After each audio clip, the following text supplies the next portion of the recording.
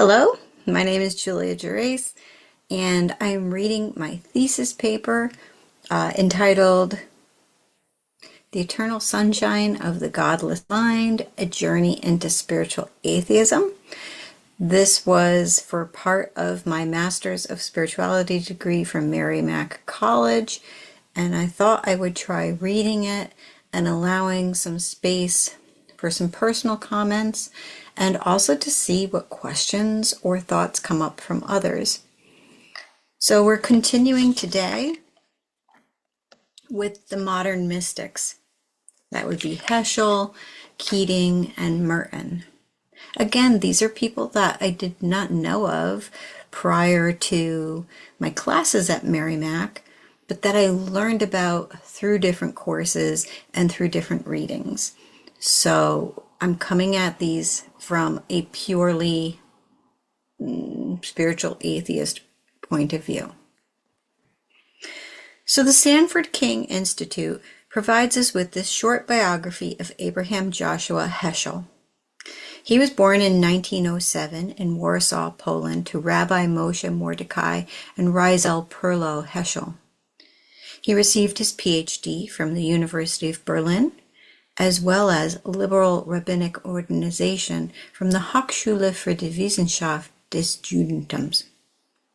Heschel then succeeded Martin Buber as the director of the Central Organization for Jewish Adult Education in Frankfurt, Germany, until his deportation by the Nazis in 1938.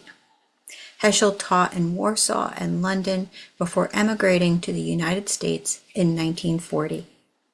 In 1945, he became professor of Jewish ethics and mysticism at New York's Jewish Theological Seminary of America, a post he held for the rest of his life.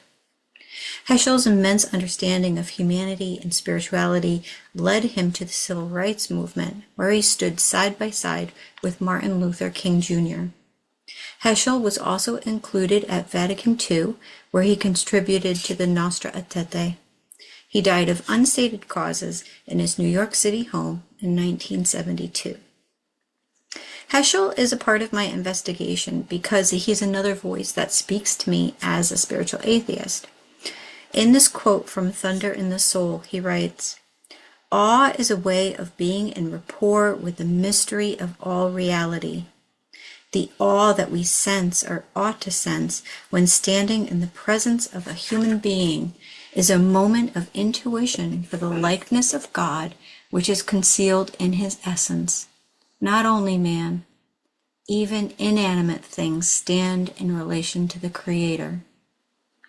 Awe is an intuition for the creaturely dignity of all things and their preciousness to God, a realization that things not only are what they are, but also stand, however remotely, for something absolute.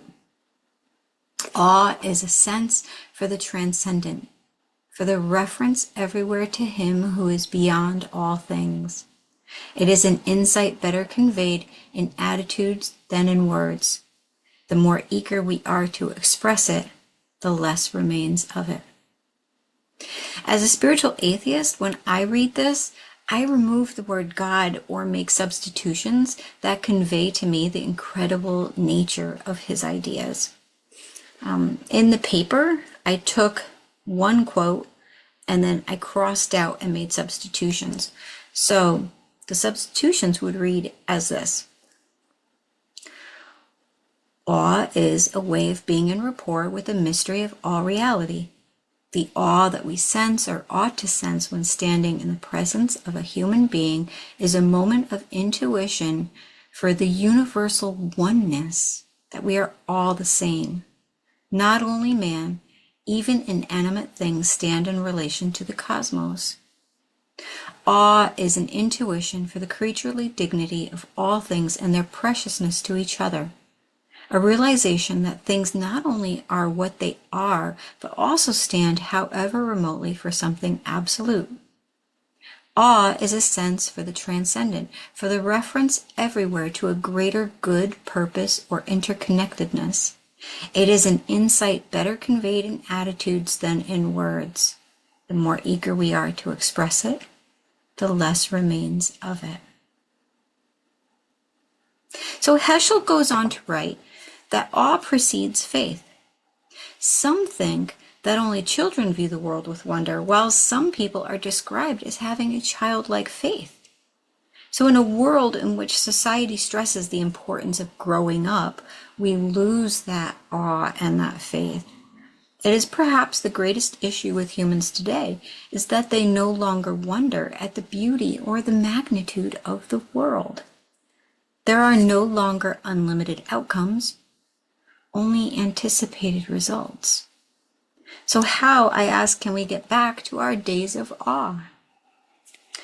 Heschel writes, "We worry more about the purity of dogma than about the integrity of love. We think of God in the past tense and refuse to realize that God is always present and never past. That God may be more intimately present in slums than in mansions with those who are smarting under the abuse of the callous." I think Heschel is pointing out the tendency for people to place their faith under a cloche, to keep it dust-free, to keep it safe, not realizing that to live and grow, sometimes faith needs to get a little messy.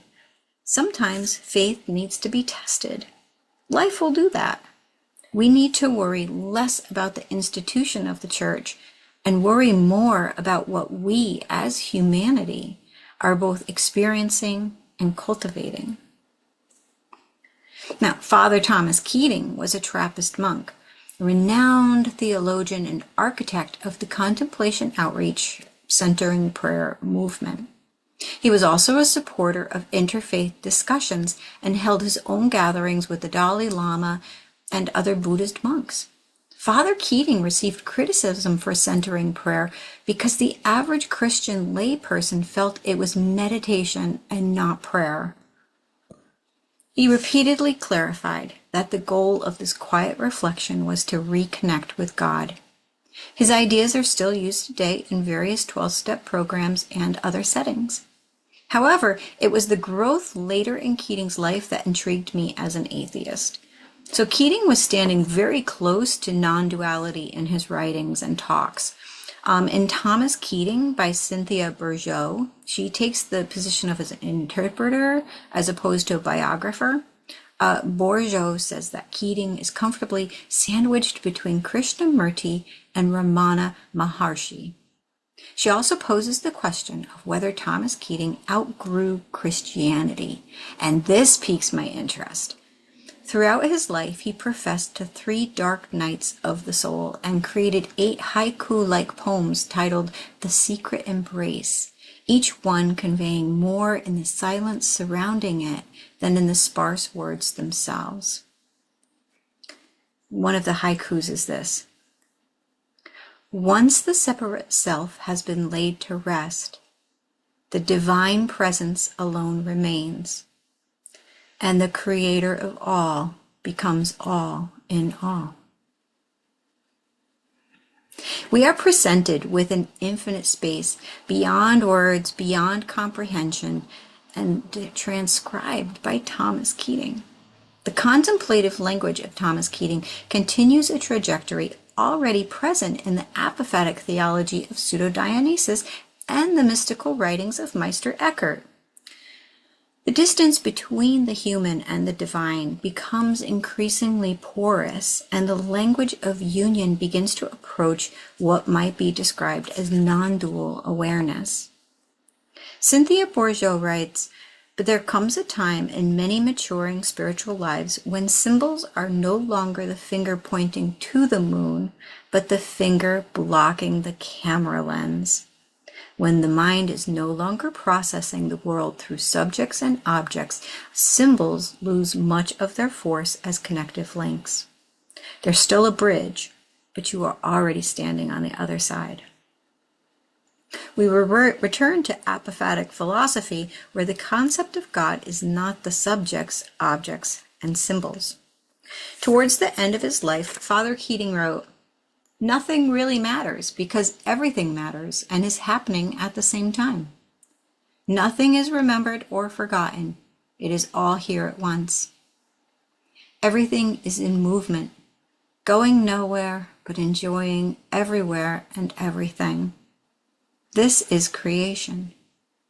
Endless, delightful, unpredictable, unbelievable, just isness and ising, playing with goodness, beauty, and truth, without purpose, without plan, without judgment, in perfect peace, in the midst of activity and no activity. This reflection suggests that a contemplative vision in which ordinary distinctions, purpose and purposelessness, movement and stillness, importance and significance, are held together within a larger unity. And while Keating remained firmly rooted within Christian faith, passages such as this indicate that an openness to perspectives that move beyond strict dualistic thinking. His language gestures toward a mode of awareness in which the separation between observer and reality begins to soften. Bourgeois writes that Keating himself describes this movement as a transcendence of dualistic perception. Within Christian contemplative theology, this does not imply the erasure of God's transcendence, but rather a deepened awareness of divine presence permeating creation. Read through another lens, however, the statement can also be interpreted as an experiential shift in human consciousness rather than a metaphysical claim about God. The experience Keating describes, the sense of unity, stillness, and participation in an unfolding reality, does not necessarily depend on theological affirmation in order to be meaningful. So as a spiritual atheist, I find resonance here not in the theological language itself, but in the experience to which it points.